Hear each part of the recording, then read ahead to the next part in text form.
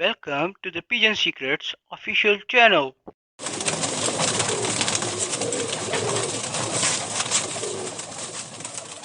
कबूतर परवर भाइयों, आपको इस चैनल पर कबूतर की नस्ल, ब्रीडिंग, फ्लाइंग के बारे और कबूतरों पर आने वाली बीमारियों और उड़ान संभाल की आला किस्म के नुस्खाजात मिलेंगे। याद रहे, हमारा ताल्लुक किसी मखसूस ग्रुप से नहीं है। हमारा मकसद सिर्फ और सिर्फ फन्ने कबूतर परवरी को प्रमोट करना है। शुक्रिया। औज़ुबिल्लाहिमिनश्शैतानिर्रजीम बिस्मिल्लाहिर्रहमानिर्रहीम। पिजन सीक्रेट्स ऑफिशियल की जानिब से पीरज़ादा फसीउल्लाह शाह गिलानी का अपने तमाम कबूतर परवर भाइयों को अस्सलाम वालेकुम वरहमतुल्लाहि वबरकातुहू। अब आप लोग असूज की तैयारी में लग चुके होंगे। आगे कबूतर के मुकाबले कबूतरों के शुरू होने वाले हैं और हर मेरे भाई की, हर मेरे कबूतर परवर दोस्त की यही ख्वाहिश होगी कि उसके कबूतर इस सीज़न के अंदर अच्छा परफॉर्म करके बैठें। आप लोगों ने खुराक भी अच्छी दी होगी, उनकी संभाल भी अच्छी की होगी, उनकी मेडिकेशन भी अच्छी की होगी।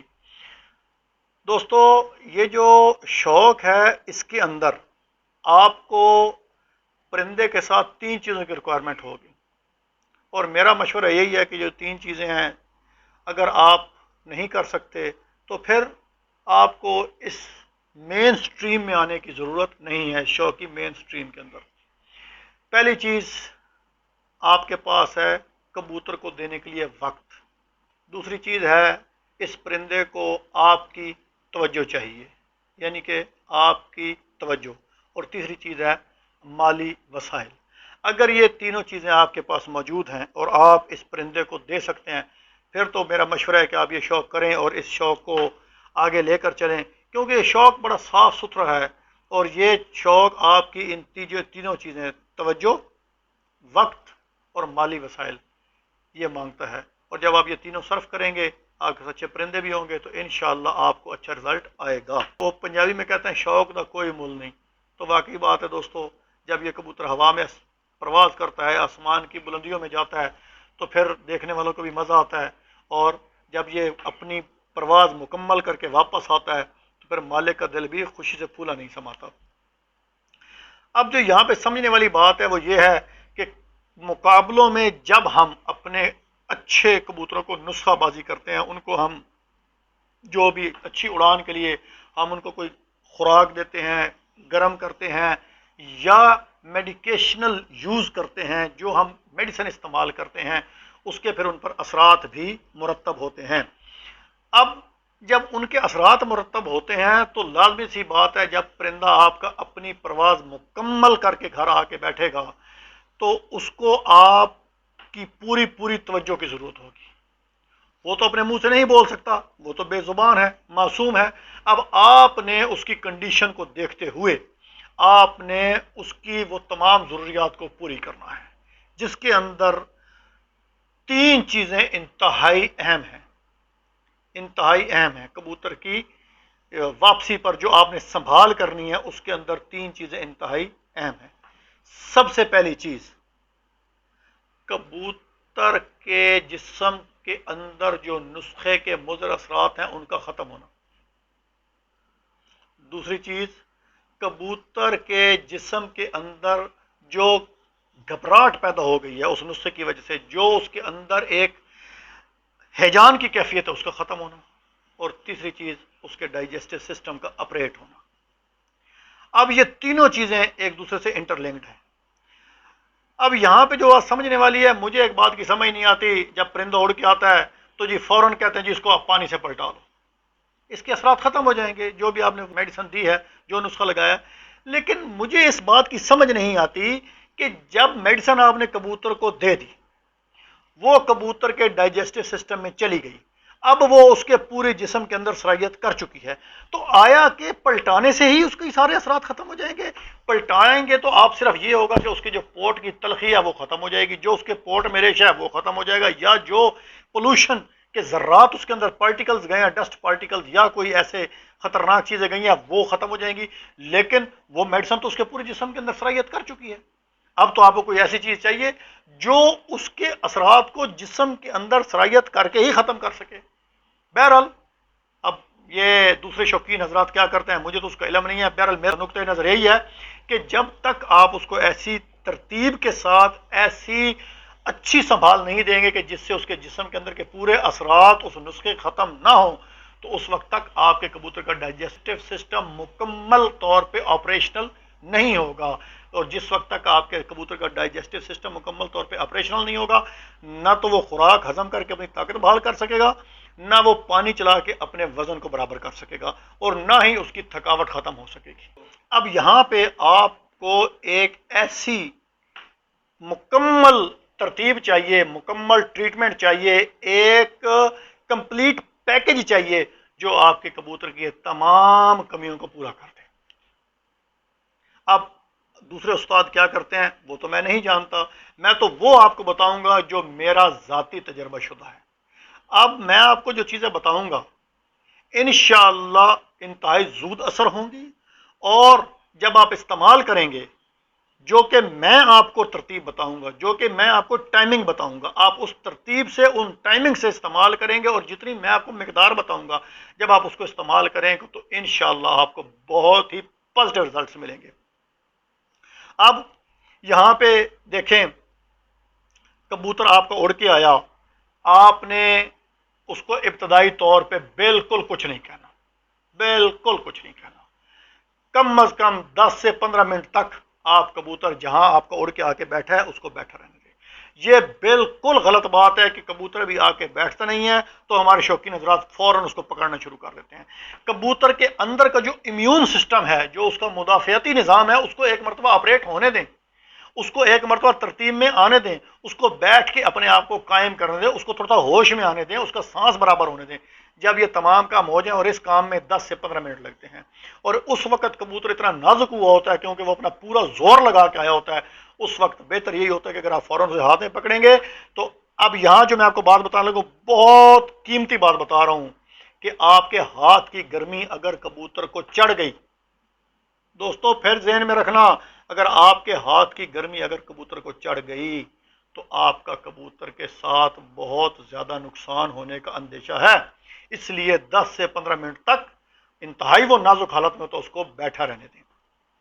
अब जब 10 से 15 मिनट गुजर जाएं तो अब आपने उसके साथ क्या करना है, आपने उसके जिस्म से मेडिसिन के मुज़र असरात को ख़त्म करना है, और उसके साथ साथ आपने उसके डाइजेस्टिव सिस्टम को ऑपरेट करना है, और साथ साथ उसके जिस्म की तलखी को भी, जो उसके ऊपर वाले पोर्ट और अंदर वाले पोर्ट में, उसको भी ख़त्म करना है। अब मैं आपको बताता हूँ कि ये क्या चीज़ें ऐसी हैं जो इस जगह आप इस्तेमाल करेंगे तो आपके ये तमाम जो आपके रिक्वायर्ड रिजल्ट्स हैं वो आपको मिल जाएंगे।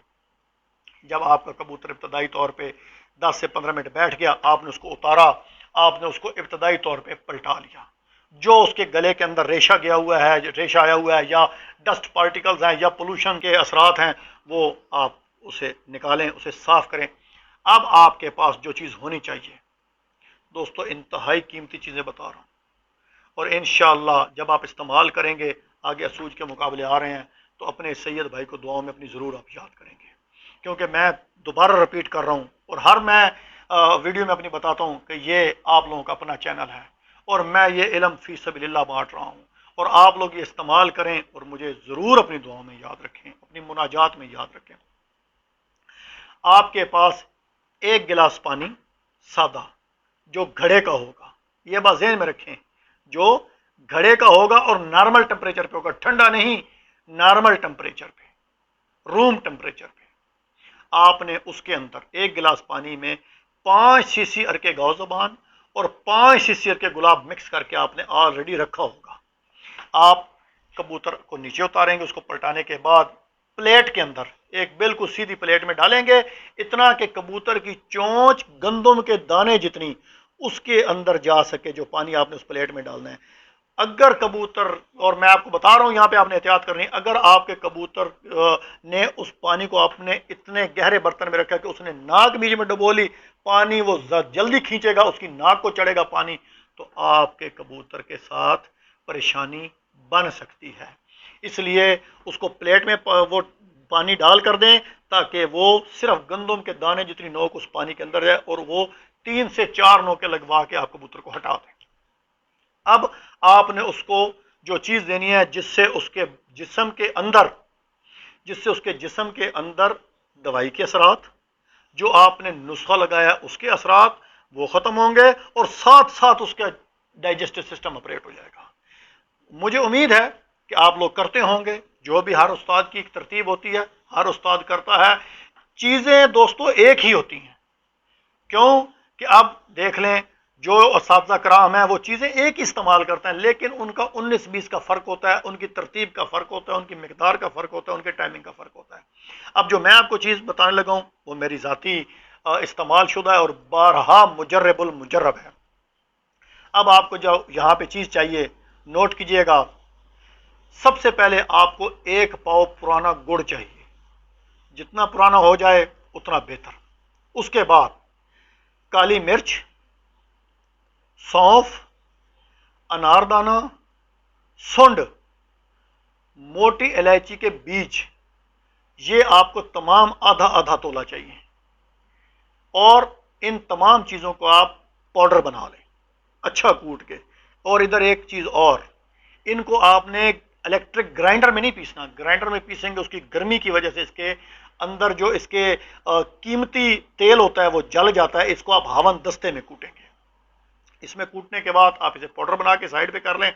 اب آپ کو جو آپ نے 1 پاؤ گڑ لیا ہے اس کو آپ چولہے پہ رکھیں گے کسی برتن میں، اور اس کو ہلکا ہلکا تھوڑا سا پانی ڈال کے اس کو ہلکی آنچ کے اوپر اس کو میلٹ کریں گے، اس کو پگھلا لیں گے۔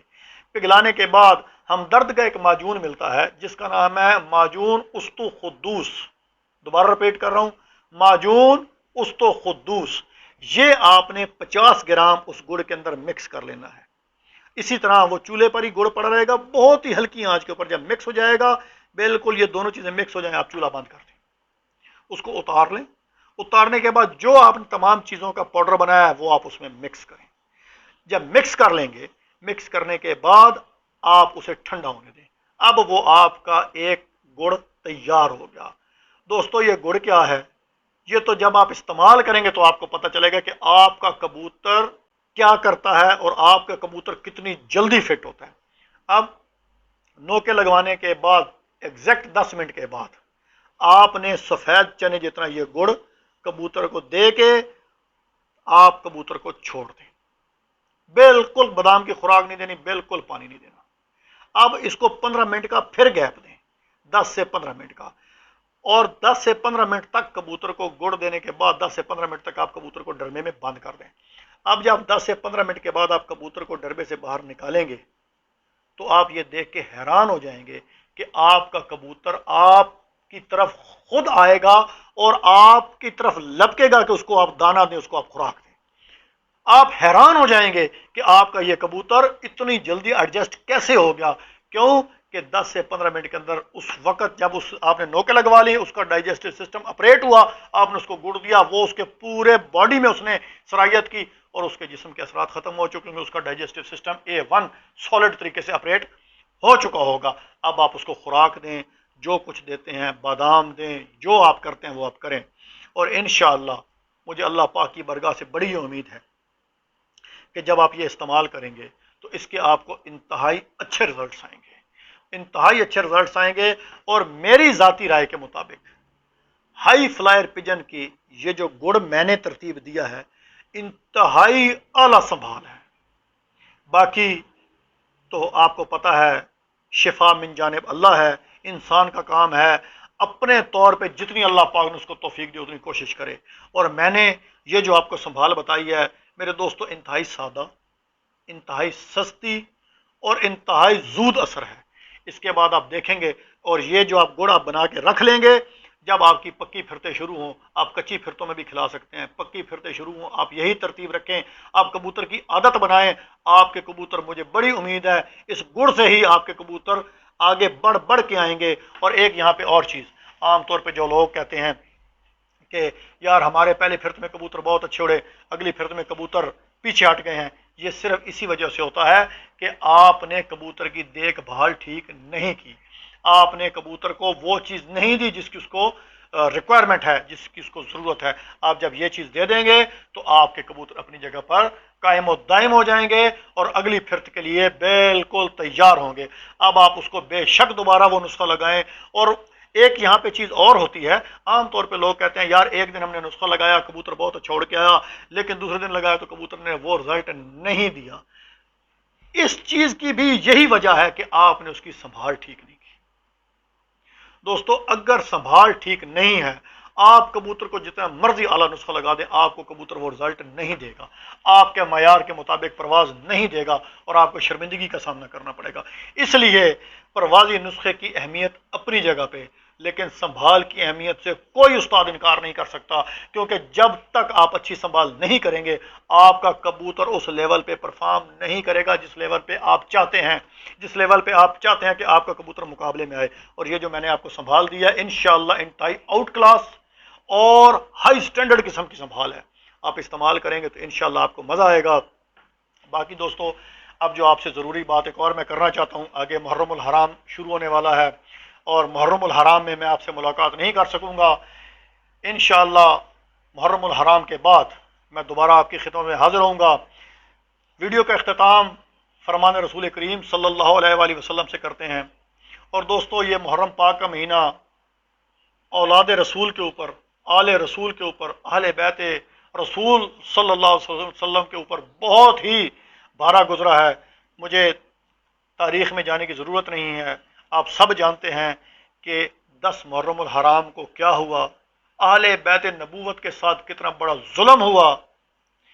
اس امت نے جس نبی کا کلمہ پڑھا اس کے خاندان کے ساتھ کیا کیا، لیکن پھر اس خاندان کی لجپالی دیکھیں کہ جنہوں نے امام حسین علیہ السلام کو شہید کیا وہ جیت کے بھی ہار گئے، اور مولا حسین شہید ہو کے بھی جیت گئے۔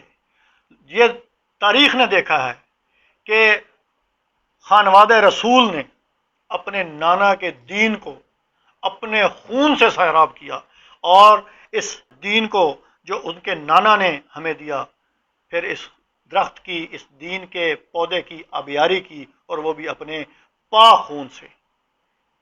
تو دوستو پھر یہ خانوادہ، اس کے بارے پھر اللہ تعالیٰ نے قرآن میں اپنے حبیب صلی اللہ علیہ وسلم سے کیا فرما دیا۔